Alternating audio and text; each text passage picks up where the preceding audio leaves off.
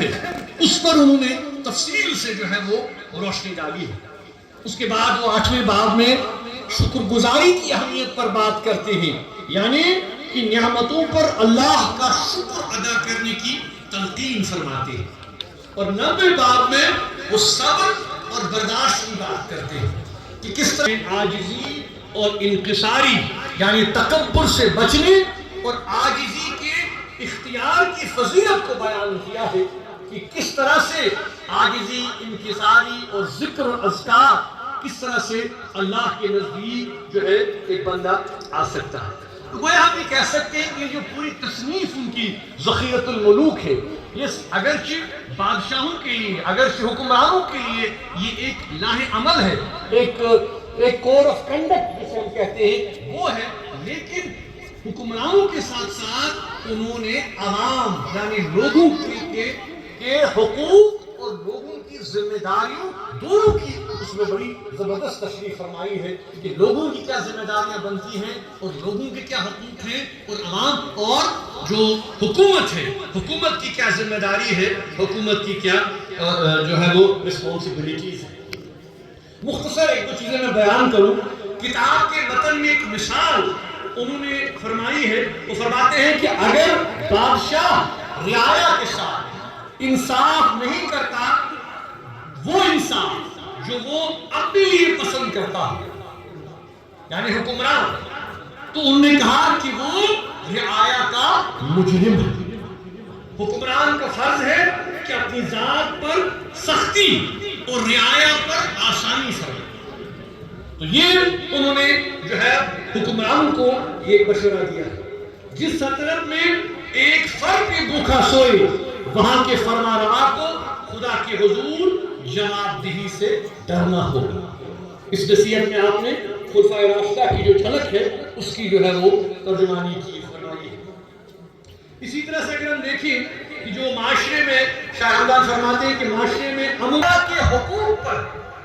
زور دیتے ہیں اور فرماتے ہیں کہ ایک عادل حکمران پر لازم ہے کہ اپنے غیر مسلم باشندوں یعنی ذمیوں کی جان۔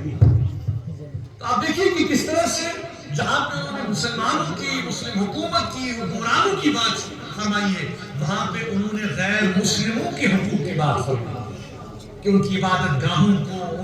ان کے معاملات کو کس طرح سے ہمیں پروٹیکشن دینا ہے، حفاظت کرنی ہے، ان کے حقوق کی پاسداری کرنی ہے۔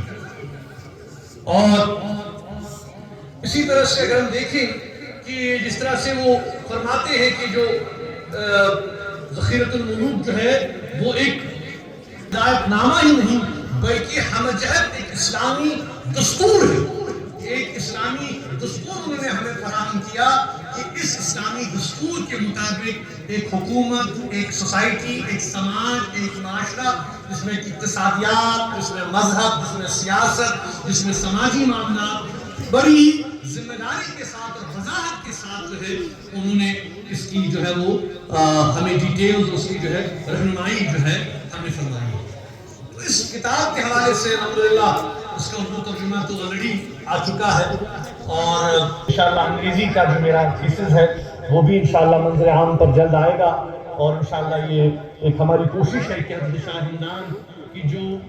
اردو اور فارسی نہیں جانتے، کم سے کم انگریزی زبان میں یہ ان تک ہمارے اس محسن کا جو ایک ابدی پیغام انہوں نے ہمیں دیا کہ کس طرح سے قرآن و حدیث کی روشنی میں انہوں نے ہمیں جو ہے وہ رہنمائی فرمائی، تو یہ پیغام جو ہے یہ منظر عام پر انشاءاللہ آنا چاہیے۔ اللہ تبارک و تعالی ہمیں توفیق دے کہ شاہ ہمدان نے جو ہمیں جو راستہ دکھایا، حق کا راستہ، توحید کا راستہ، اسلام کا راستہ، دین کا راستہ، ہم صحیح معنوں میں اس راستے